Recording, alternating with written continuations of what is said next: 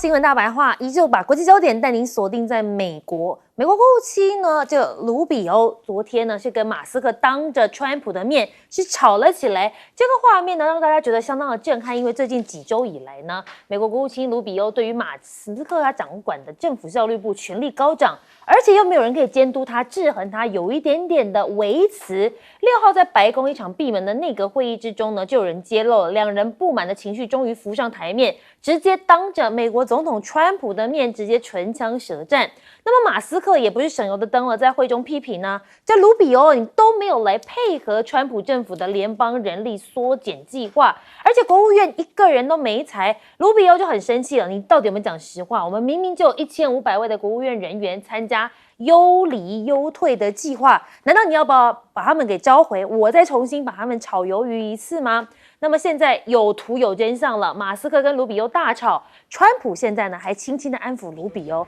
你可以看到呢这个画面哦，就是当内阁会议在进行当中的时候，这个火药味十足，川普还稍微拍了一下这个国务卿哦，似乎想要来安抚他说啊不要这么生气啦。那么根据这个最新的这个画面曝光之后，也让很多人呢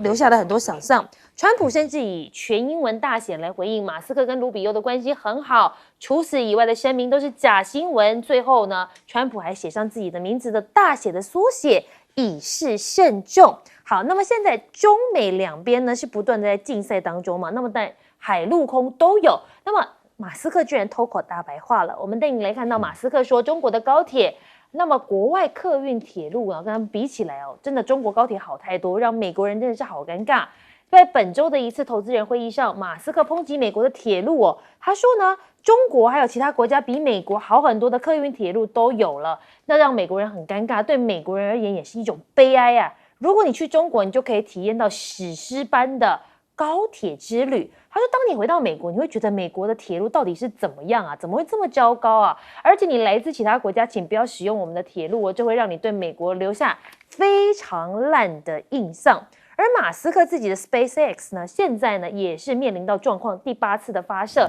爆炸碎片四散，今年已经第2次失败了。那么 SpaceX 呢，在周四进行星际火箭的第8次发射过程当中失联，还在空中解体，这也是他今年度第2次的失败。而美国月球航天器雅典娜登陆月球之后，竟然还侧翻，所以现在呢要提前结束任务了。这个登陆器携带了 NASA 多种科技设备，现在呢，哇，恐怕是要提前结束这个任务了。公司7号表示，雅典娜呢在登陆月球的时候侧翻，导致电池耗尽，没有办法继续充电，所以呢要提前回到地球来了。那现在看看人家大陆，北京计划在南海建造6000英尺深的深海太空站，他们说这可以容纳6名科学家执行长1个月的长期任务。那么呢，你可以看到了，将研究冷泉生态系统，而且这些生态系统呢，还会在这些深度尚未被探索过的地方多做一些挖掘。所以现在中国不止在太空，在海底它也要多做一些探索。中国甚至发布了全球第1个深海生物数据库，他们的科研团队创造了中国深海首个超过6000米的深海数据库。那么研究已经发表在《细胞》这个期刊上面了。研究结果显示，已经鉴定的7564种海洋深海微生物中呢，其中将近90%为科学界新发现的新物种，这是非常大的一个突破。那么中美现在在 AI 也是在开战，大陆布局全球南方国家，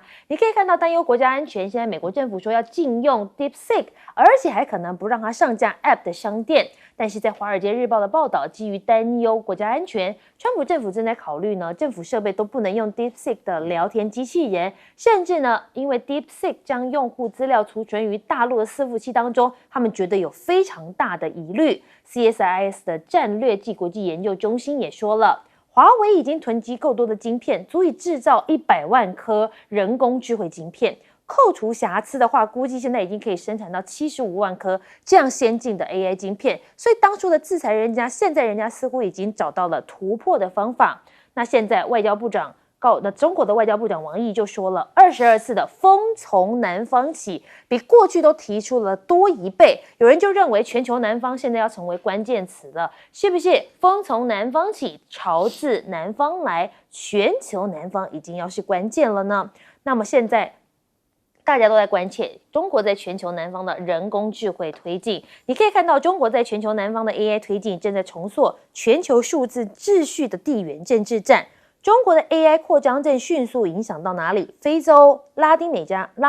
洲，甚至呢是这个东南亚的地方，用价格实惠的技术跟积极的数字基础建设的投资，将自己定位成为发展中国家的主导玩家。所以你可以看到，现在世界的局势都还在变。我们先来问一下韩明哥，你怎么看这个马斯克跟卢比欧的大吵呢？其实川普的团队会出现吵架一点都不奇怪，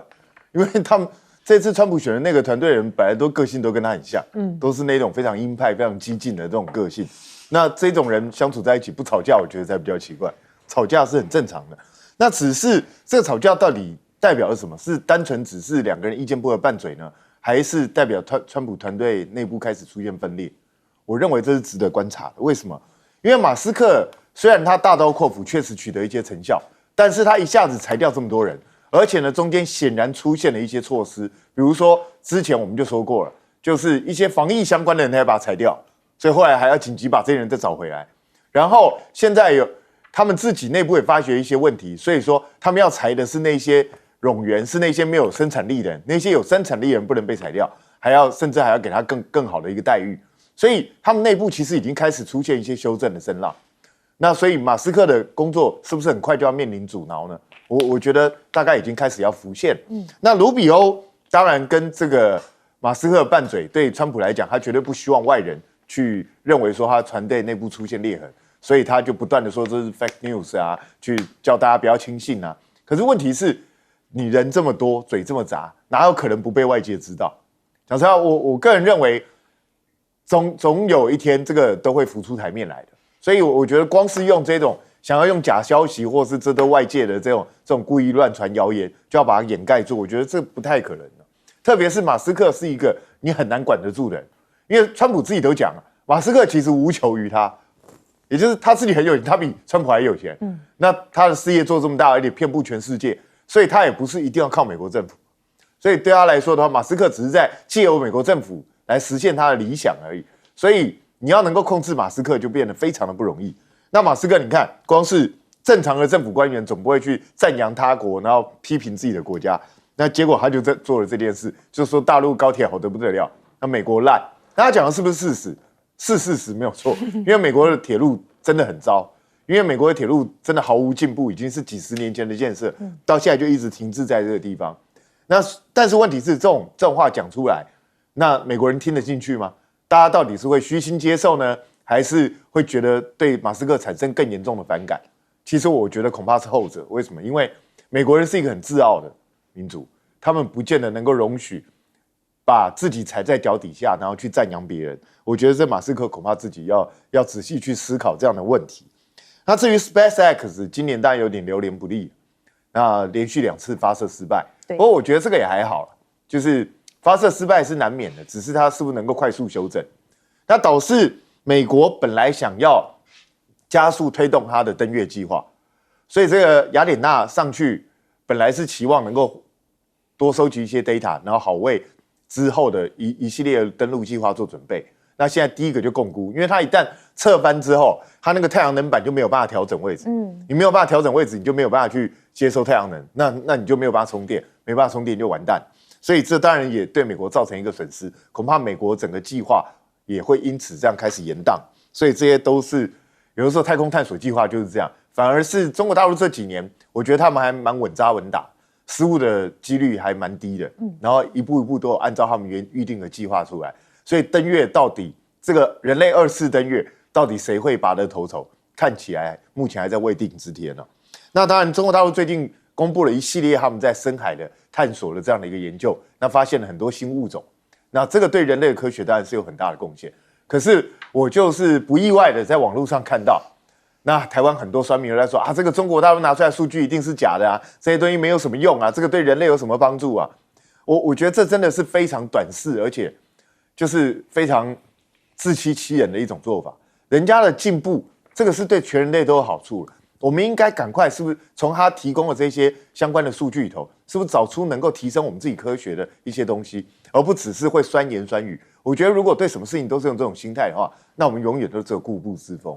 那我们来问一下张将军，现在中美的竞争哦，恐怕已经不是只有在太空了，现在连深海都是他们的目标。对，我们从这个深海，我们可以先看这个轨道建设。中国大陆的高铁4万多公里，它一般的铁路的话16万多公里。那它现在的为什么进展那么快呢？因为它这些铺设的时候都已经模组化了，都已经模组化、系统化，不是像以前敲敲打打。这么坑坑洼洼不是了，所以它非常的快，而且我们知道这个轨道的运送啊，不但快速，因为时间就是金钱，对你这个高铁就是快嘛，然后每一列高铁可以载1000人，1000多人，那这样子的话，你平常我们开小车也好，或坐大型的游览车，大型游览车也不40多个人，不到50个人，但一个班列就是1000多人，那当然这个经济有效啊，翻山越岭啊，你到这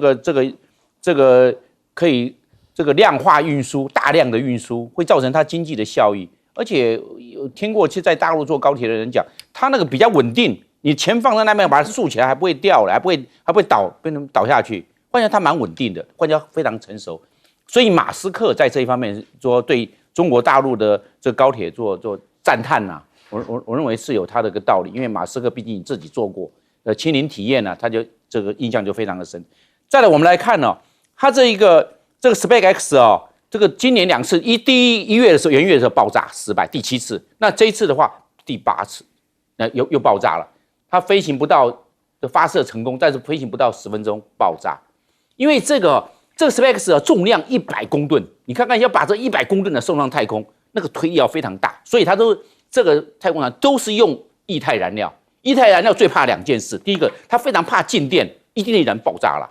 不能泡静电。第二个，它怕外泄，静态，它是液体啊，这个液态燃料是非常不稳定的。但是为什么它有个好处，推力非常大。那这个能够把100公吨的送到轨道，进入第一宇宙速度，就逃脱速度，你才能够进入地球轨道。如果没有变成逃脱速度，那你就是飞机一样啊，永远在地球上跑而已啊，你没有办法进入轨道啊，没有进入轨道是真空的，是零重力的，是在失重的状态啊。但是你要送到那个地方，你要把100公吨送上去。推力一定要非常大。我们看这2次，我判断，我看了他那个影片，那个液体的燃料外泄了。那他这一次第8次是因为第1节火箭推进去松掉，点燃第2节爆炸。你看那个时候还在内太空，因为飞行了9分钟了，已经到内太空了，还没到外太空。那这一脱离，在内太空的时候，那个大气压就已经接近于0哦，还是有大气压哦，但是接近于0哦。那个时候可能结构上都会受影响。那所以我补充一下，在深海，因为刚才主持人讲深海2000公尺就6000英尺，大气压力是200大气压。它为什么要选择2000公尺呢？因为是200大气压。我们所有的航空器的液压管路都是200大气压，中国大陆还有世界各地都200大气压，这个是一个极限哦。换句话说，你的应力200大气压，1大气压，我们有时候潜水潜到一定的深度，到2大气压上，耳朵就不对了，它可以到2大，表示说它的金属的结构。在这方，它的应力学克服了，你才可以到深海实验室啊，所以到200大气压的2000公尺就200大气压，还在下面做实验做探索，这个就是在科技上，在冶金技术上，还有在材料力学的应力上面做了一点点突破。好，我们来请教一下李教授，你怎么看中国的外长王毅不断提到全球南方，是不是现在要布局全球南方国家了呢？对，因为这一次王毅在这个人大的后的记者会里面，全球南方已经是一个真正的关键字，出现了22次应该是去年的1倍以上。那其实不只是王毅了，像是习近平还有所有中共高层，这些年来都非常强调全球南方的重要性。因为老实说，在战略上，我觉得全球南方会被北京视为是它一个力量的根本。因为中国大陆向来是强调自己是最大的发展中国家，那他现在也会讲说全球南方它可以为全球南方的发展提供一个自己的一个模式或是一个范本，那他也可以跟全球南方有更多的一个合作。我觉得基本上是要打破过去几年这个美国联合西方国家去制约遏制中国大陆的发展，所以全球南方我觉得对未来的中国大陆而言就像是包括里面他常所提到的，比如包括上合组织，包括金砖国家，都是一个非常重要的一个工具或是一个武器，或是一个所谓的力量的来源。那我再补充一下刚才讲的这个马斯克跟卢比欧因为大家应该还有印象，第一次川普的内阁会议的时候，马斯克是戴着棒球帽站着讲了10分钟，其实那场会议也不会1个多小时，它里面讲的东西是非常直来直往，所以那时候看台下这些内阁官员的表情，其实是耐人寻味的。因为马斯克讲说，230万的公务人员，我们已经上礼拜这个政府教育部发了 email， 假设没有回的话，那可能要被开除。那当时呢，川普还为这个马斯克怎么讲加码，为他背书，有点半开玩笑说，在这间房子里面有没有人不同意马斯克啊？那大家就一阵尴尬的笑。那川普说，如果有不同意的话，那就请离开。所以一般来讲那是为马斯克他的权力的来源这个更加深，在后面内功的加持。但这一次，马斯克因为他是直接单挑这个卢比欧，其实假设你是卢比欧的话，他至少是个资深的参议员出身，对，跟川普的关系也不差即便他并不是那么核心的人，但是其实是这个是可忍孰不可忍，所以他马上呛说，我们哪有一个人都不裁。因为马斯克说，你只顾得上电视讲好听的话，他说我裁了1500人，所以这一点我觉得是重点是，大家看川普的肢体动作，他是摸的马斯克，摸的这个卢比欧，意思是说，你冷着点，因为川普不可能要求马斯克做到这个地步，因为马斯克跟他太像了，他就是内阁里面那个非典型的，还不是真正的阁员，但是是手持尚方宝剑，尚方宝剑谁给的？川普给的。所以我觉得现在来说，川普会让这个事情暂时压住，但是这个和解能够维持到多久，其实谁也不知道好，我们稍微休息一下，广告之后回来带您继续讨论。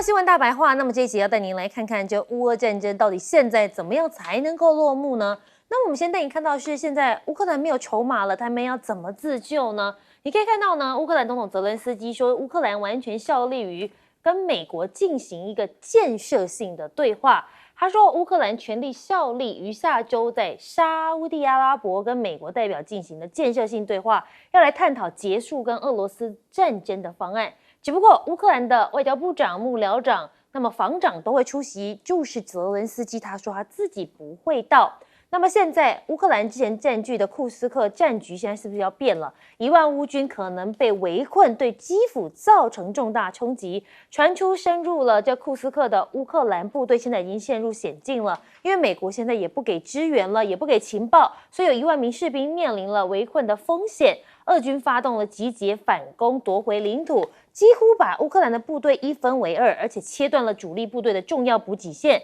对期盼以乌斯克战局增加谈判筹码的基辅政府，现在造成了重大的冲击，所以乌克兰的筹码可以说是又少一个了。那么，川普现在促和为名中断情报分享，就是要逼乌克兰就范。乌克兰跟泽伦斯基跟这个川普发生口角之后，川普就暂停对乌军的军援跟情报分享，以施压乌克兰政府跟美国政府合作，谈成这一个和平谈判。而现在俄罗斯的攻势更猛了，狂轰乌克兰造成14个人死亡。川普说，普京做了任何人都会做的事情。俄罗斯在夜间对东部城市发动了飞弹跟无人机的空袭，造成了11个人死亡，30个人受伤。在东北部也造成了3个人死亡，7个人受伤。没想到川普说，我觉得普京呢，他只是做了其他人都会做的事情。那么现在欧洲不是说要力挺乌克兰吗？刚喊自主，现在要爆内讧了吗？川普的立场导向了普京。现在德国的准总理说，不排除要发展本土的核武。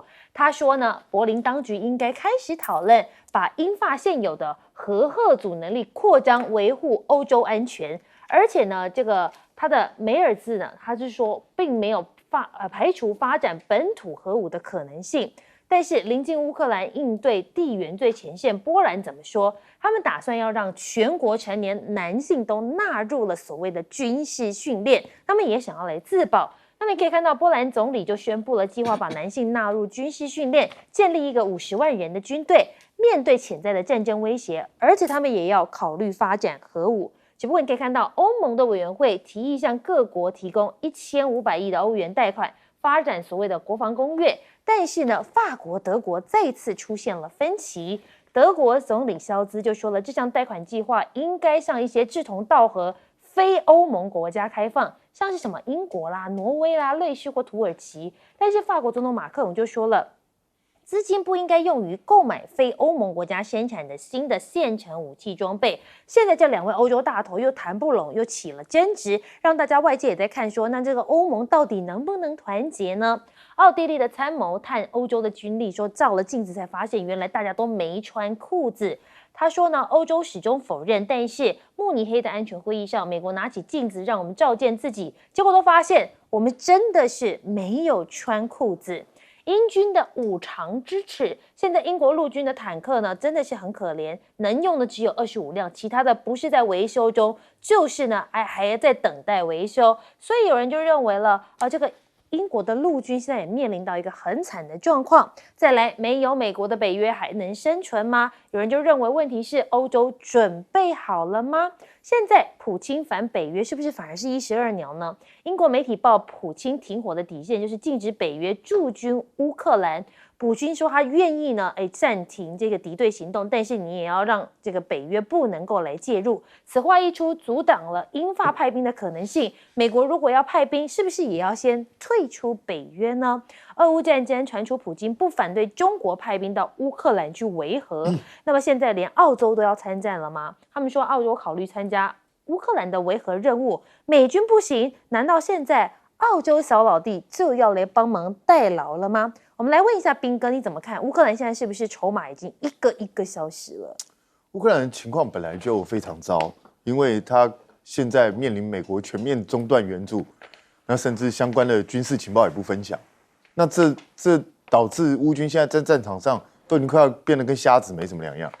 而且军队最怕的就是士气的问题。当你过去知道你背后至少还有资源这些东西，你持续一段时间之后，后面会有源源不绝的补给会过来，会有一个底气。对，可是现在你不知道会不会有，很可能就没有了，可能你就是孤军在前线奋战，那这个对前线的士气是会有重大伤害，可能会导致兵败如山倒。所以现在乌克兰的情况当然非常危急，所以你也可以看到泽伦斯基自从上次在白宫吵了那一架之后，态度软化的非常快，他也积极的想要寻求重新跟美国谈判的可能，但是现在反而就是川普也没那么急，因为他怕你再变卦，再闹出一个让全世界笑话的这样一个闹剧，所以我觉得川普现在就在看你的诚意到底有多大，你愿意接受到什么程度，如果真的有这个诚意再来谈，但是我觉得这个时间真的不多了，因为如果没有办法赶快取得一个停火的谈判的话，到最后可能不只是库斯克，可能乌军会面临全线崩溃的这样的一个危险，所以我觉得乌克兰自己要想清楚。那现在还表面上全力支撑乌克兰的就是欧洲了，欧盟这些国家。可是欧洲这些国家看起来都是嘴巴上讲的很厉害，实际上每一次真的要行动的时候，大家都吵成一团。那你德国讲的很好听，说你不排除重新恢复你想要拥有核武，德国不要妄想，你根本没有这个机会。你忘了你是2战战败国，人家怎么会容许你拥有核武嘞？你是不是想太多？我觉得这个简直匪夷所思，好像完全忘记了自己过去曾经发生过什么事。那英法老实讲，英法也都是纸老虎，讲的跟真的一样。现在传出来说英国坦克只剩25辆，你以为法国会比较好吗？法国也好不到哪里去，就是这样子啊。因为长期以来欧洲这些国家习惯性的都依赖美国，实际上整个欧洲的真正主力是美军，讲实在话就是这样。那现在你们开始警觉到美国不一定永远给你靠，你要靠自己的时候，那他们就会马上发现到自己很多东西都只是账面数字而已，实际上真的要打欧洲实力不见得有多强，所以你现在重新要这样起来的话，好，你要重新全面征兵，你要提高那个军费在 GDP 的占比，请问一下你们的国民能够接受吗？因为他们目前没有立即面临战争的危险。那你突然之间要求他们全面征兵，波兰也许，因为波兰在第一线，他也许可以做，英法做得到吗？你要把军费调到多少，再会排挤到你多少社会福利，还有其他相关的支出，你的人民会同意这件事吗？所以这个对欧盟来讲，整个欧盟都是问题啊。那更不要说你如果都不去采购欧盟以外的武器，很多武器欧盟是根本不会做的。那请问一下，你不采购，你打算怎么办？所以我觉得真的欧洲不要还是停留在嘴炮阶段，真的面对现实一下。那我们来问一下张将军哦，张将军你怎么看？你觉得欧洲真的有机会来自主吗？我认为自主的可能性不高，因为欧洲不能缺美国，因为缺了美国，到底是由法国来领导，还是英国来领导，还是由德国？因为法国跟德国之间在1次大战两个互相打，2次大战的时候也是德法互相打。那英国跟法国有100年战争呢，他们的海战打来打去，所以它要整合非常困难，没有美国不足以成事。而且这些北大西洋公约32个国家，30个在欧洲，加拿大跟美国是在美洲。那他们这些其他的30个国家用的武器装备，大部分都是美式的装备，没有美国那怎么办？还是要靠买美国的武器啊。还有美国在这些国家，在波兰，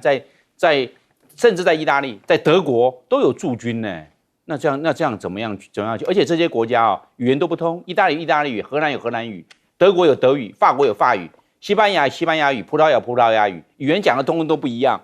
你怎么样去整合？连语言都没办法整合，制度也不一样，就是一个我们知道有欧洲议会，那欧洲议会只是形式上而已，所以很困难。没有美国当领头羊，会变成群龙无首，没有办法，所以不足以成事。那我们现在看乌克兰战争，乌克兰现在已经没有办法翻转了。没有办法翻转，而且他跟美国关系搞僵了，那就是乌克兰是准备接受这个我们讲到的割地投降或割地谈判，只有走上这一途。他这个跨境作战到俄罗斯库尔斯克派的这些3万多个部队，那现在的话只剩下1万多了。那现在俄罗斯很简单，他对库尔斯克的这些乌克兰的军队就是先围了之后断了之后再分了之后再灭，他是围断分灭，它就是4个步骤。那现在只是已经分了，区分为2，一个个解决。先区分2个没办法联系，断在它的补给线，因为补给线就是生命线，你没有武器进来了，那这些打了就弹尽援绝啊。所以俄罗斯他现在对这个跨境作战呢，当初乌克兰不应该做这个跨境作战，他应该在本土去实施收复他的失土，或者固守他的重要的城池，他不要跨境作战。跨境作战，他实力不够，有去无回，全部被歼灭，那都是乌克兰的精英，现在没有办法了。现在最后一条路，赶快撤回去回防，因为没有生命线、没有补给线的时候，非死不可。那这样的话，一定不行，赶快撤回去。如果是乌克兰他这个指挥官或者是泽伦斯基，我认为立刻下达紧急命令回防，要不然的话，凶多吉少。我们来问一下李教授，您觉得没有北约的美国是有可能的吗？对，我觉得其实并不容易哈，因为我觉得第一个是要真正摆脱过去凡事仰赖美国的这个惯性跟惰性，因为多少年来都是如此。那第二个是川普敲打北约不是第一次，那包括我们记得去年选举的时候，这个凯洛格就是现在俄乌谈判特使，他就讲北约要采取分级制，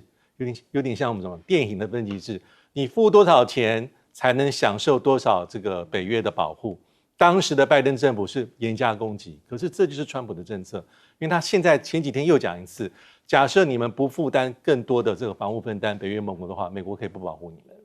所以这样是如此。那川普有没有这样底气？有，因为目前北约最大2个财政的贡献国，一个就是美国，一个就是德国，各占16%。那第3名、第4名英法大概各占10%或11%。那以兵力贡献而言，美国在驻欧的军力大概维持8到10万人。大概在1/3以上是驻防在德国，这个向来都是如此。所以多少年来，欧洲国家是以美国马首是瞻。那现在呢？当然，欧洲好像很多的一些努力，但是能不能够做到真正自立自强呢？我们先看欧洲国家目前的常备兵力，土耳其是第1名，35万；第2名法国20万人，德国第3名18万人，意大利16万人。即便是英国也不过才保有14万多的这常备的兵力的这个规模就是如此。那现在呢，欧洲还有一个比较大的一个问题，就是像刚才所提到，在东线的国家，包括像波兰或是波罗的海的这几个小国，会比较担忧。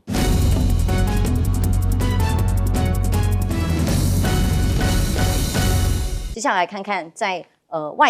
大陆的外交部的这个记者会上，看到美国已经针对全球开战了，其中一个组织叫金砖嘛。那但是王毅在这个记者会上，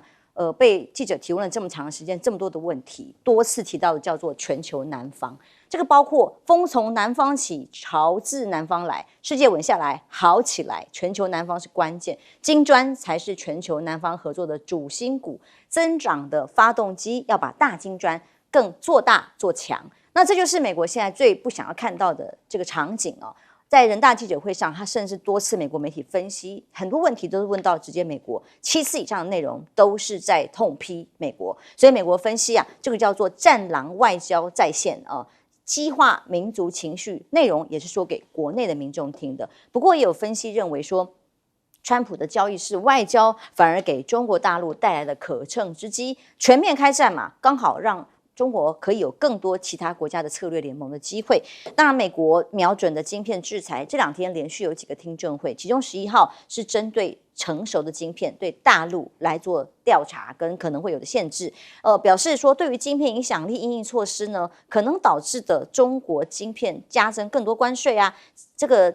些晶片其实使用在美国的产品里非常的广泛，尤其是一般的家电、汽车、洗衣机、电信设备，通通都是。那么锁定传统晶片呢，甚至针对50%的关税，还会再加码，也就是不只管进阶、高阶的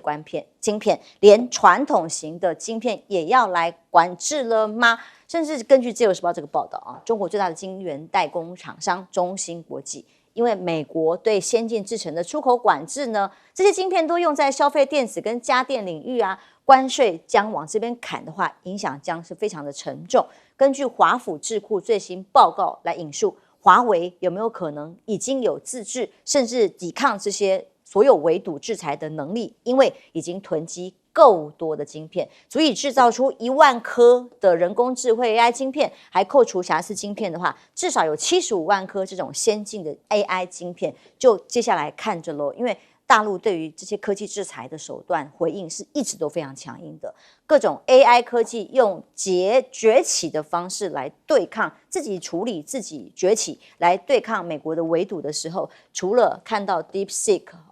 美国严禁 APP 商店上架，不让 DeepSeek 上架美国的商店。但是呢，现在大陆的部分不断的自己有一些更多的商品出现，包括这个 Manius 这个是由这个在大陆里面自己在产出来更强，甚至影响了美国股价的 AI 的产品。网友就问 DeepSeek 说：“你们2个到底谁厉害哦？”他的回答非常有意思，他说 DeepSeek 自己是最强大脑，但是这个 Manius 叫做全能打工人，强调2者都不是直接的竞争，是互补关系。它可以怎么样全能法呢？可以帮你解决大部分的问题，执行的方案，其中颠覆全球 AI 产业嘛？美国媒体继续的分析认为，就算在下一个好了，更厉害的 AI 大系统好了，也可能来自于中国大陆。两会已经开完会了大陆的机器人宣传成为一个重点，其中夸父变身记者拿麦克风访问的画面，一起来看看。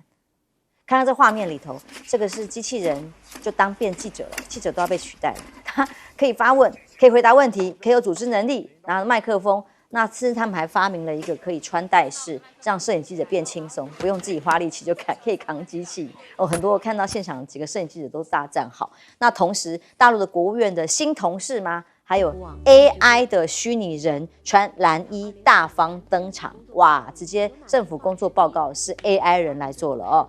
甚至进一步，吉利汽车的创始人，上次我们在年轻的新创人身上看到，这次吉利汽车的创始人在演讲过程，必备的装备叫做什么 AI 眼镜。这个 AI 智慧眼镜呢 ，AR 智慧眼镜呢，就可以把发言稿藏在眼镜里头，随时根据语速来投放内容。另外，巡逻的机器狗也已经在北京开始巡逻了我们昨天看到是巡铁路的机器狗，这个是在北京的市区机器狗进行巡逻任务，搭配智能巡逻车，形成前哨侦察、后方支援协作模式。哇，看起来跑得很快现在是全面 AI 跟机器人的时代了亮哥，来看看王毅全球南方的谈话，其实他这次谈话都非常的强硬。美国要制裁金砖，要看他做什么行为啦。川普本来讲到的是，如果要对抗美元那威胁到美元的全球独霸地位，目前看不到啊，因为目前只有本币交易，没有所谓金砖货币嘛。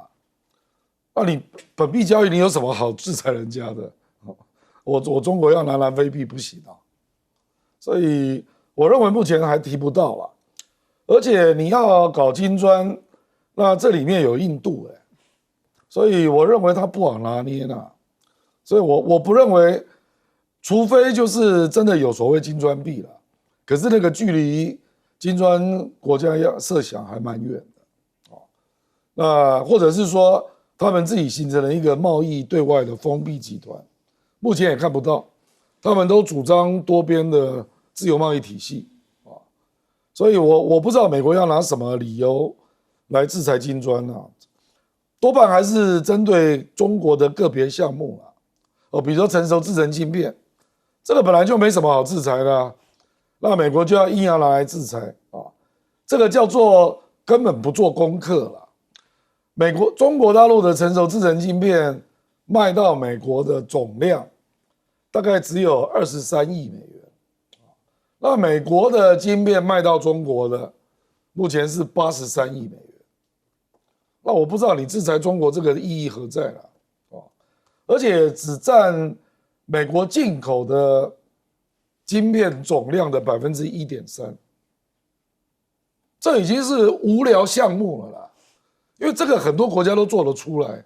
那你到底是要制裁什么因为它太便宜吗那你就去制裁中国大陆连理都不会理它了，搞不好还制裁你的晶片。你是83亿中国只有23亿所以我觉得那个鲁特尼克讲话根本就不要理这个人他常常胡说八道了。你要去卖给印度 F-35，请问印度要排到哪一年你能决定吗？印度为什么会跟俄罗斯买武器？那已经累积了半个世纪了，50年以上的经验了。印度国内到处都是俄罗斯的顾问，就这种根本就不懂军事的，他也要乱扯了所以我也不知道怎么回应我觉得川普目前的整个政策就是乱成一片比如说你也要制裁那个中国制的货轮我就看你怎么做丹麦也有那我就看你怎么去验，知道这艘船是中国制的，你一艘一艘去验吧我看你有没有这个执行能力反正我觉得中国大陆基本上根本不会投降啦。反正你要搞更多，我就再想更多我觉得就是这样的一个局面，就是要战来战。杨老师，对，中国大陆在去年呢，它出口成熟制成的晶片1500亿美元，对就大概1兆人民币。那出口到美国去的，刚才亮哥讲了，只有23亿，1523。那美国为什么现在要针对中国大陆的成熟制程呢？而不是只有现在川普其实去年他们通过的国防授权法就已经明定了，到了2027年的12月，这是2027年12月，垂直还有一段时间了。美国就不可以再采购中国大陆特定厂商的所有的晶片跟设备，它其实就是针对成熟制程。然后呢，在去年的12月底的时候，拜登政府也已经开始对中国大陆的成熟制程采取301调查，启动了。所以呢，然后呢，又针对所谓增加50%，所以这个23亿其实是还被科50%关税进入到美国。如果是这么的少，你为什么这么连续的动作针对中国大陆的成熟制程？因为我刚刚讲，整个半导体的这个产值大概才是6000亿到8000亿之间，而中国大陆的成熟制程就已经占了1500亿。你不要说他如果出口1500亿，他在自己内部用多少，起码超过1500亿。因此，他要去整个再进一步的从先进到成熟，再去压制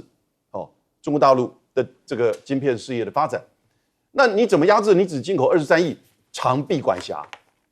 我觉得将来美国一旦301调查成功的时候呢，他就一切所有使用中国大陆成熟制程的这些，比如说任何的这些这个汽车也好，家电也好，进入到美国的时候，你可能就面临到必须要苛加关税。他喜欢搞这一招，那这一招有没有用？我觉得这招没有用。你现在川普做的东西以前拜登大家说要中国加一，什么意思？就在中国投资之后，你要跑到越南或者是墨西哥再做一个投资，因为你要出口到美国，中国加一。现在我觉得在你广设高墙的这个关税政策之后呢，现在全世界已经开始变成全球减美国。我要全球布局，因为全球基本上还是自由贸易，尤其是以中国领导的亚洲的供应链，在 RCEP 跟 CPTPP 的双重这个结合之下，那面对美国，美国还是个市场，怎么办？我就专门做一个东西给美国的市场，成本高，然后呢，如何去避开一些美国不喜欢或者中国的一些这个零组件？那你就到美国去做投资，美国去投资大概只有台积电或者一些少数的这些产业。那其他一样，你到墨西哥再去做投资怎么办？出口到美国，成本会非常高，所以大家怎么样？就变成不是中国加一了，叫全球减美国。美国是另外一个单独的这个处理，以后真的变成是这个样子情况，因为大家现在贸易额越来越增大，那你等着看好了。现在欧洲已经开始对中国的一些措施采取一些放宽的措施，等美国在针对欧洲采取一些贸易上的这些排挤跟制裁的时候，我觉得全球这个贸易会越加的自由化。那这个时候美国就碰到自己就真正会撞壁，然后它内部的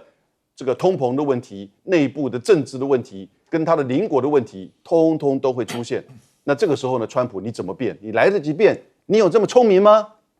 我很怀疑。美国队长变成孤独队长嘛？朱老师怎么分析这次两会的成果？好，这次两会呢，几乎这个每一个代表，很多代表啦，都要谈这个 DeepSeek， 都要谈这个 AI。那我觉得当然最吸睛的其中一个就是这个政协委员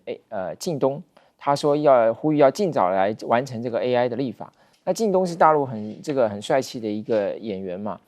那他为什么特别呼吁这件事情呢？他说，因为有人用假冒他的这个照片啊，然后这个照了一个跟他的合照，然后就说他要拍片，需要募资200万，所以有一位老先生差点就上当。这么容易？对，所以他就说这个事情一定要尽早来立法。但是你如果去看中国大陆的这个全国人大网上面，今年的两会不会通过这个人大这个 AI 的立法。事实上，不只是 AI 啦，包括这个大数据啦，还有这个数字经济啦，这些都是在所谓的立法研究的范畴，都没有进入立法。那事实上，谈 AI 的立法已经从2023、2024连2年都在讨论这件事情。那为什么不立法呢？那一些说法是这样，就是说，因为 AI 目前它的技术还在发展过程当中，所以如果太早立法，可能会会跟后来的这个技术发展会脱节。这是一个目前看起来比较多人持这样子一个观点了。那事实上，现在全世界2个地方完成立法，一个是欧盟完成了 AI 的立法，另外一个国家就是南韩啊。那所以大陆现在就是把这个变成是在立法研究的范围，没有放在今年要立法的这个项目里头去。那当然了，我想这个辩论会再继续了。那是不是真的这样？当然也是见仁见智。可是有一件事情是确定的，就是现在大陆要做的一个管制作为是什么？就是以后规定 AI 生成的内容一定要打上这是 AI 做的。就是说以后这就会变成可以识别了。这个我觉得可能会先用这个行政命令的方式去规定啊，因为他现在的整个思维就是说，如果不是一个完整的 AI 立法，最起码其他的一些现有的法律可以做一些相应的调整或者解释的方式，使它能够去规范 AI 所衍生的这些所谓的诈欺行为也好啦，或者是这种伦理的这个违背伦理的这种行为也好啦，或者其他的一些就是说超过你本来使用目的这些使用方式啊，包括所谓学术上的这个伦理问题嘛就是说你这个到底是不是有没有抄袭的问题啊？那你这个有没有适当引注的部分？所以现在他说你一定要打上这个，就以后所有 AI 生成都要让人家看到说这个是 AI 生成的内容。我觉得这个他现在针对所谓生成式 AI 大概会有这个规定，但我觉得从这里头其实我们也可以看到，就是说大陆现在对 AI 是全方位的，不只是技术的发展、立法的规范，那包括企业的这种角色、企业的这种自己的战斗位置，包括连这个影剧圈都进来加入这个讨论，我觉得是有很多值得我们可以观察的地方。好，接下来看看俄乌战争哦，在228啊，泽连斯基被川普这样洗脸，白宫的吵架会之后，以为已经是谷底了吗？乌克兰的谷底恐怕还有更底的谷底，因为美国中断了情报分享所造成这2天连续以来，俄罗斯已经连续2天的空袭，说是至少造成了25个人死亡，他还没有发动军队，还都只是空中或者无人机的攻击而已。根据基辅独立报的报道，在苏贾附近的桥梁都已经被毁。它是供基本的民生设施，弹药燃料供应被切断，还警告乌军面临被包围的威胁，派驻在库斯克这里的乌军希望能够撤退，因为这里直接被包围不动哦，可能接下来的会发生什么状况，可能会更惨烈，所以希望撤退了。俄罗斯狂轰乌克兰之后，川普回答什么？他当然先前有喊过要制裁，但川普最新谈话却是：我们跟俄罗斯关系很好。他们现在正在把乌克兰炸得天翻地覆。我认为普京想要停火并解决这个问题，但他的攻击力道比以往更强。我想任何人现在坐在那个位置，可能都会这么做。这是什么风凉话吗？川普还喊话哦，要加大，同时也说加大对俄罗斯制裁啊。结果呢？现在不只是他们的外交部发言人出来回应现在维也纳的经济研究所所长他的分析也认为，透过同样友好国家的一些非官方自由贸易协定，俄罗斯早就抵消西方制裁所造成的影响。这么多3年多以来的各种制裁，并没有影响俄罗斯，更何况现在美国想要再加大什么？所以制裁也不能够阻止俄罗斯继续在乌克兰的作战。路透社的报道，俄罗斯库斯克境内乌军几乎被包围，那么接下来如果再进一步的进攻，说不定谈判现在是目前的停止的这个位置战线，如果再继续打下去，乌军在库斯克的战况是更快速的恶化，切断所有补给之后，恐怕谈判的筹码早已经进到白宫之前，还会更惨烈。所以军事分析师说，支持坚守这个桥头堡，乌军手上所拥有的库斯克，想要来交换什么？这种就是唯一的论述是政治，利用桥头堡来讨价还价，但现在看起来是完全是自己乌克兰想的，没有帮助。而美乌这个最新传出来的消息，让大家觉得很诧异，不是说泽连斯基说我愿意谈，愿意签矿产协议，马上要到沙特阿拉伯去吗？结果美乌已经下周正式礼拜2就要进行停战会谈，居然最新消息传出来是，泽连斯基自己表达他不会参加，他要去拜访沙特阿拉伯的国王没有错，但是因为时间不会多停留，所以隔天才隔了1天却没有要参加乌克兰跟这个美国沙特阿拉伯举行的停战会议吗？到底为什么？是他还是不想签那个停战协议，还是川普不想看到他的脸？所以大家不知道到底发生什么事，只会由助手代为出席来结束俄乌战争吗？那矿产协议也是助手来签就可以了吗？真的不知道发生什么事。但英国媒体就爆料了每日邮报的报道，普京愿意暂停敌对行动，要求和平协议呢要符合俄方的利益，明确反对北约部队驻扎乌克兰。他已经讲了，就是只可以接受的是像中国的军队。相对他认为其他的中立国如此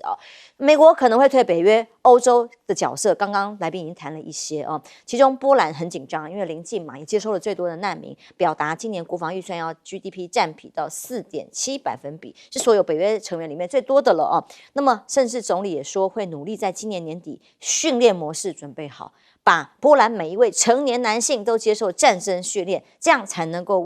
把这个面对的威胁可以加以因应。那么欧洲自立自强的还有德国、波兰都要推义务役之外，意大利也会提延伸北约第5条到乌克兰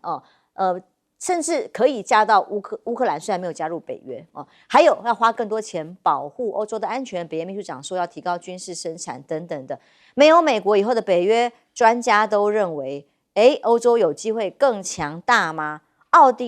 前奥地利国防军上校雷斯纳这段话讲得很直白，也很痛心吗？他说，多年来呢，外界一直告诉我们，你们没有穿裤子，但欧洲都说没有，我们有穿。但他这一刻说，欧洲是不是准备好填补美国撤出的缺口？发现自己真的没有穿裤子了呢？欧洲央行高层也担心经济疲软所以寄望国防支出能够拉抬，未来还不知道有多少的关税大战要继续开始，所以欧洲央行已经调降欧元区今年 GDP 成长预测只有0.9%。那当然，澳班在匈牙利这里也可能跟华盛顿达成协议，来需要更多的经济损失，避免被美国过度的关税制裁。亮哥来看看这个，包括了俄罗斯、乌克兰，现在乌克兰真的是比谷底还要更谷底了。那个沙特阿拉伯那个又不是最高层的，泽连斯基怎么可能去呢？哦，那个泽连斯基他已经让步说他要签矿产协议，可是这并不等于要签和平协议啊，这完全是两件事啊。事实上，泽连斯基自己都讲啊，说俄乌的和平 is far far away， 他自己都公开这样讲啊。然后川普还引用他的留言说，这是我看过最糟糕的留言。我认为现在根本完全看不到俄乌停火的可能性啊！那你刚刚讲到说俄罗斯去打库斯克，然后因为这个美国断了情报，其实不是这样啦，因为美国的情报英法也拿得到啊，英法照样在提供啊，也要求英国不可以给，但法国有给。法国给啊，给啊。我觉得现在最大的问题是库斯克已经快要被封口了，它会变成一个口袋，那里面的乌克兰的军队就跑不出去，这个恐怕才是泽连斯基要担心的事啊。所以里面库斯克乌军希望能够撤退嘛，那前一阵子泽连斯基不准嘛，死守。我跟你讲，也许明天就封口了，因为我朋友寄给我好几张图，俄军的部署是越来越接近封口，那个下面那个口越来越小，一封住就跑不出去了啦。那会死非常多人啊，因为俄罗斯的策略就是消灭有生战力，他没有再客气的啦，因为你进入人家的国土，这批是精英而且如果是佣兵，不当战俘了就直接处死，所以我跟你讲，这个是目前正发生的事了。那川普也知道啊，川普说我如果是普京，我也会这样干。我觉得他指的就是库斯克了，说你乌克兰你还不赶快撤走，你要干嘛？你库斯克那边还在打，那请问停火怎么谈啊？所以这个我们如果从大的角度看，等于是美俄两强在夹杀乌克兰嘛，就是美国这一边就跟乌克兰讲，你赶快来跟我签矿产协议，我才能够代表你去跟俄罗斯接触啊。可是接触不一定有结果啊，因为目前沙特阿拉伯谈过一次，土耳其谈过一次外长啊，都没有结果啊。川普本来是说沙特阿拉伯这里是要签矿产协议的，可能也没了吗？矿产协议本来是驻守签就好，泽连斯基还要到美国一趟，然后要有个仪式啊。可是那个跟和平协议没有关系，那是乌克兰跟美国的部分，没错。那至于这个所谓和平协议，沙烏地跟土耳其各谈过一次，那你可以看到俄罗斯的方案越来越强硬，真的，他越来越强硬啊，越来越强硬，就是他看不出他有什么理由要让啊，因为美国又还没有跟他谈，所以他现在方案非常的强硬啊，他是已经占领了，通通都不撤军啊，那也反对有任何的欧洲的部队进驻乌克兰那个缓冲区，通通都反对。我就看你要怎样，我觉得目前的状态是这样。好，我们休息一下，马上回来。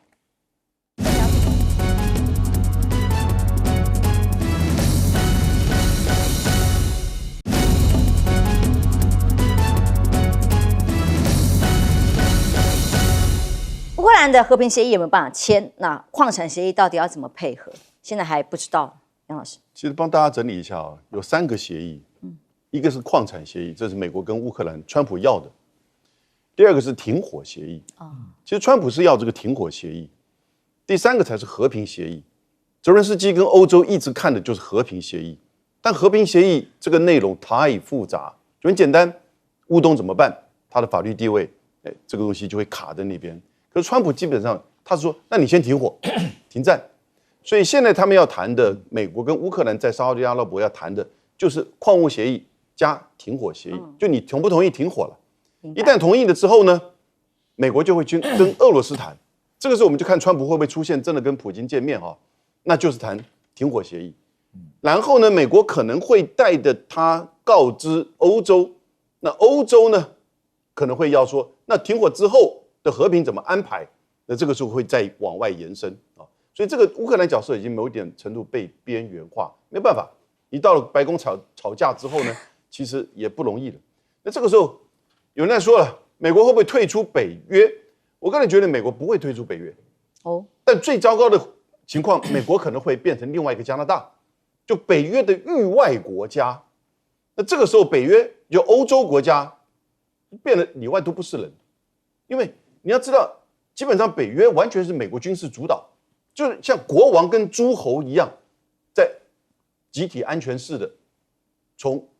这个二次大战之后一直到现在。但是呢，从1999年打那个南斯拉夫之后到现在啊，北约就变成美国的一个好像是延伸的执行者，